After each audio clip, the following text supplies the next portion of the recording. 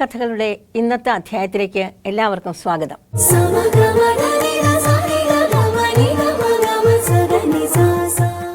ഇന്നത്തെ വിഷയം ശാപവും അനുഗ്രഹവും. പുരാണങ്ങളിലും ഇതിഹാസങ്ങളിലും മഹർഷിമാരുടെ ശാപത്തിൻ്റെയും അനുഗ്രഹത്തിൻ്റെയും ധാരാളം കഥകളുണ്ട്. മഹർഷിമാർ അല്ലെങ്കിൽ മഹാത്മാക്കൾ ശപിക്കുന്നത് ഒരിക്കലും ക്രോധം കൊണ്ടല്ല, കാരുണ്യം കൊണ്ടാണ്. യോഗ്യതയുള്ളവരുടെ യോഗ്യത കുറയുന്നത് കാണുമ്പോൾ, മാഹാത്മ്യമുള്ളവരുടെ ആ മഹിമ കുറയുന്നത് കാണുമ്പോൾ, അവരുടെ പതനം കാണുമ്പോൾ മഹാത്മാക്കൾക്ക് ഉള്ളിൽ വിഷമം വരും, വ്യസനം ഉണ്ടാവും. അതുകൊണ്ട് ദുഷ്കൃതികളെ സുകൃതികളാക്കാൻ, ദുർജനങ്ങളെ സജ്ജനങ്ങളാക്കാൻ, പരിശുദ്ധരാക്കാൻ, ഈശ്വര സാക്ഷാത്കാരം നേടിക്കൊടുക്കാൻ, ഇതിനൊക്കെ വേണ്ടിയാണ് മഹാത്മാക്കൾ ശപിക്കുന്നത്. അപ്പോൾ യഥാർത്ഥത്തിൽ ശാപം അനുഗ്രഹമായിട്ട് വരും. ശാപം അനുഗ്രഹത്തിന് വേണ്ടിയായിരുന്നു എന്ന് കാലം തെളിയിക്കും. ഇങ്ങനെ ഒരു കഥ നമുക്ക് ഭാഗവതം ദശമസ്കന്ധത്തിൽ കാണാം. പരീക്ഷിത് മഹാരാജാവിന് ശ്രീശുക ബ്രഹ്മർഷി ഭാഗവത കഥകൾ പറഞ്ഞു കൊടുക്കുന്നതാണ് സന്ദർഭം. ഉണ്ണികൃഷ്ണൻ്റെ അമ്പാടി ലീലകൾ വർണ്ണിക്കുമ്പോഴാണ് ഈ കഥ പറയുന്നത്. കണ്ണൻ്റെ കുസൃതി കണ്ട് സഹിക്കവയ്യാതെ യശോദ അമ്മ കണ്ണനെ ഒരു ഉരലിൽ കെട്ടിയിടുന്നു. കെട്ടിയിട്ടിടും ഉരലും വലിച്ച് മുട്ടുകുത്തി കണ്ണൻ 2 മരുതുവൃക്ഷങ്ങളുടെ ഇടയിൽ കൂടി കടന്നു പോകും. ആ സമയത്ത് ഈ മരുതുവൃക്ഷങ്ങൾ 2 വശത്തേക്കും കടപുഴങ്ങി വീഴും. അവയ്ക്കുള്ളിൽ നിന്നും തേജോരൂപികളായ 2 കുമാരന്മാർ പുറത്തു വരും. എന്നിട്ട് ശ്രീകൃഷ്ണ ഭഗവാനെ നമസ്കരിച്ചുകൊണ്ട് സ്തുതിക്കും. ഇത് നളകൂബരൻ, മണിഗ്രീവൻ എന്നു പേരുള്ള 2 കുട്ടികളാണ്. ഇവർ ധനപതിയായിട്ടുള്ള കുബേരൻ്റെ മക്കളാണ്. ഇവർ നാരദ മഹർഷിയുടെ ശാപം കൊണ്ടാണ് മരുത്തുവൃക്ഷങ്ങളായത്. കുബേരൻ ശിവഭക്തനാണ്. പക്ഷേ ഈ 2 കുട്ടികൾക്കും ശിവഭക്തി കിട്ടിയിട്ടില്ല. യൗവനം, സമ്പത്ത്, അധികാരം, സൗന്ദര്യം, പ്രഭുത്വം, ഇവയിൽ ഏതെങ്കിലും ഒന്ന് മതി ഒരുവൻ്റെ അധപതനത്തിന്. ഈ കുമാരന്മാർക്ക് ഇവയെല്ലാം ഉണ്ടായിരുന്നു. അതുകൊണ്ട് ഇവർ അഹങ്കാരത്തിൻ്റെ പ്രതിരൂപങ്ങളായിട്ട് തീർന്നു. മദ്യവും മദിരാക്ഷികളുമായിട്ട് മതിച്ചു നടന്നിരുന്നു.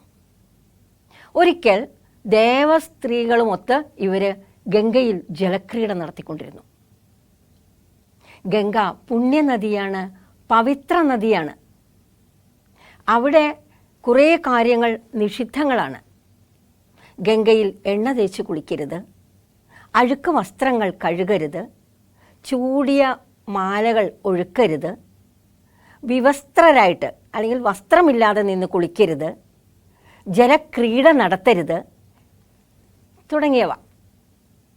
ഈ കുമാരന്മാർ ഇതൊന്നും കൂട്ടാക്കിയില്ല.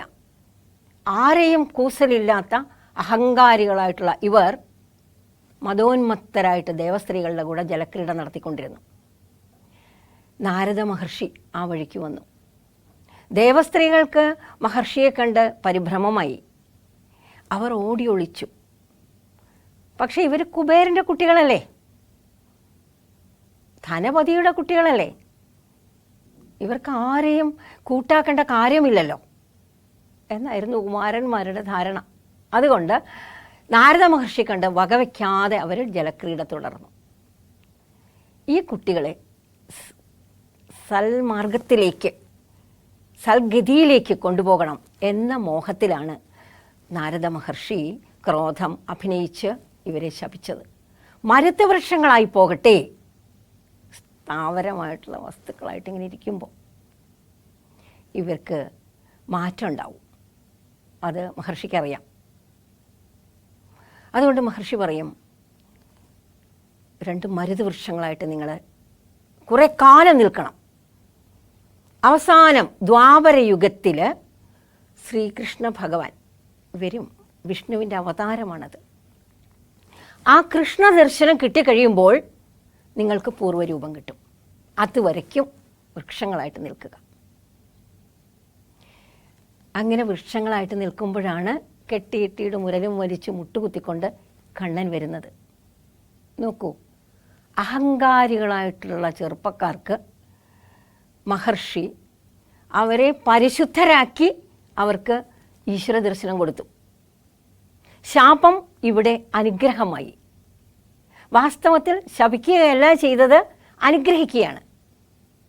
നമ്മുടെയൊക്കെ ജീവിതത്തിലും നിർഭാഗ്യങ്ങൾ വരുമ്പോൾ, ദുഃഖം വരുമ്പോൾ, ശപിക്കപ്പെട്ട നിമിഷങ്ങളിൽ കൂടി കടന്നു പോവുകയാണ് എന്ന് നമ്മൾ ചിന്തിക്കുമ്പോൾ ഈ കഥ ഓർമ്മ വരണം.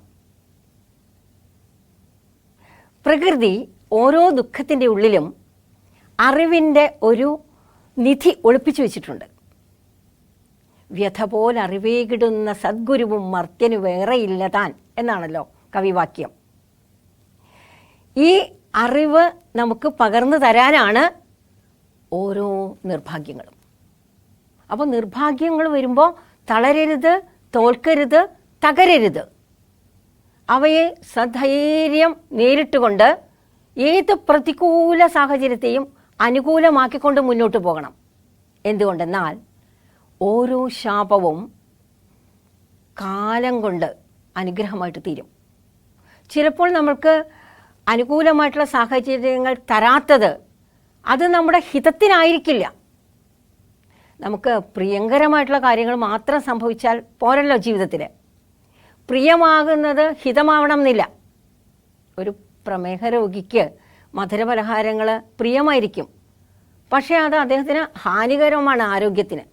അതുകൊണ്ട് പ്രിയമായിട്ടുള്ള ഭക്ഷണം എടുക്കില്ല, ഹിതമായിട്ടുള്ളതാണ് എടുക്കുന്നത്. ഇതുപോലെയാണ് പ്രകൃതിക്ക് ഭരണ നൈപുണ്യമുണ്ട്, കാരുണ്യമല്ല നൈപുണ്യം. അതുകൊണ്ട് ഓരോ ജീവനെയും സത്യത്തിലേക്ക് അടുപ്പിക്കാൻ, പരിശുദ്ധമാക്കാൻ, ഈശ്വര സാക്ഷാത്കാരം നേടിത്തരാൻ, പരിപൂർണമായ അറിവ് തരാൻ, ശാന്തി തരാൻ, ധന്യത തരാനാണ് ജീവിതത്തിൽ ദുഃഖങ്ങൾ വരുന്നത്.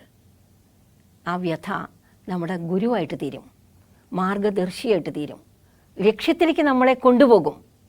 ഈ ലക്ഷ്യം എന്ന് പറയുന്നത് ഈശ്വര സാക്ഷാത്കാരമാണ്. ഈശ്വരനെ അറിയുക, ഉള്ളിലുള്ള ഈശ്വരനെ അറിയുക, തൻ്റെ സ്വരൂപം തന്നെയാണ് ആ സർവേശ്വരൻ എന്ന തിരിച്ചറിവിലേക്ക് ഉണരുക. ഭഗവാൻ ഗീതയിൽ പറഞ്ഞിട്ടുണ്ട്, ദുഃഖേഷു അനുദിഗ്നമന സുഖേഷു വിഗതസ്പൃഹ. ദുഃഖം വരുമ്പോൾ തളർന്ന് തകർന്ന് തരിപ്പണമാകാതിരിക്കുക, സുഖം വരുമ്പോൾ അഹങ്കരിക്കാതെ ഇരിക്കുക. ഓരോ ദുഃഖവും സുഖത്തിലേക്കുള്ള ഒരു പടവാണ്. ദുഃഖം ഒരിക്കലും ഒരു ശാപമല്ല. കാലം തെളിയിക്കും ശാപം അനുഗ്രഹമായിരുന്നു എന്ന്. ഇതായിരിക്കട്ടെ ഇന്നത്തെ ചിന്താവിഷയം. ഈ വാക്കുകളോടെ ഇന്നത്തെ ആത്മീയ കഥകളുടെ അധ്യായം ഇവിടെ സമ്പൂർണ്ണമാവുകയാണ്. എല്ലാവർക്കും ശുഭദിന ആശംസകൾ.